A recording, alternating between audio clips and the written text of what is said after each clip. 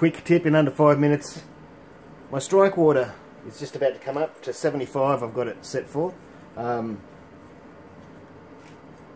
Stir your HLT. This is exactly the same for just switched off at 75. It's exactly the same for Robobrew, Grainfather, HLT like this with an element, a gas one, on the stove, an induction plate. It doesn't matter. See, someone might come and go, oh right, 75 degrees, let's mash in.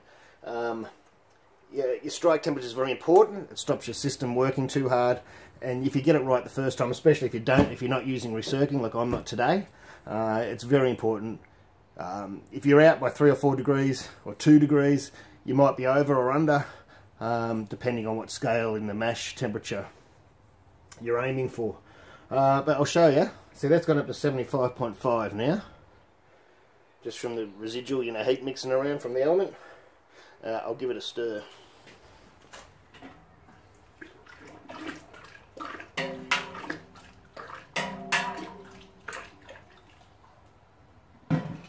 I just heard it click back on. That's gone to 67 now. That was at 75. That would make a hell of a deal. It's gone up to 68. Hitting up to 69. It's a heat, the element's back on.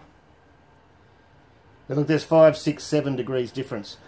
This is Celsius. In Fahrenheit, that's even a lot more. I'll put it on the screen.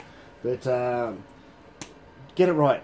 Stir a couple of times. I'll let this get back up to 75 again. I'll give it another stir.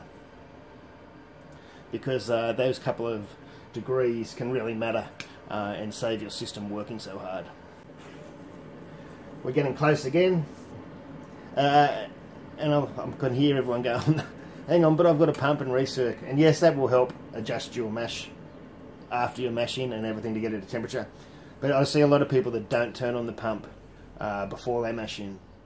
So it can really help. It's up to you. I know the mash temperature will adjust in 10 or 15, whatever, how long it's going to take, depending how far you are out. But turn your pump on while you're heating your water, at least near the end. Let it heat up and then turn it on and just make sure your temperatures are right before mashing. Okay, we'll try again. This is going to be the second stir. Of course, you don't have to wait till it gets to temp. You start stirring it, like, when you see it getting a degree or two out.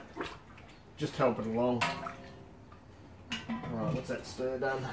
That stir's gone to, I see it's back 75. So you see we're much closer now.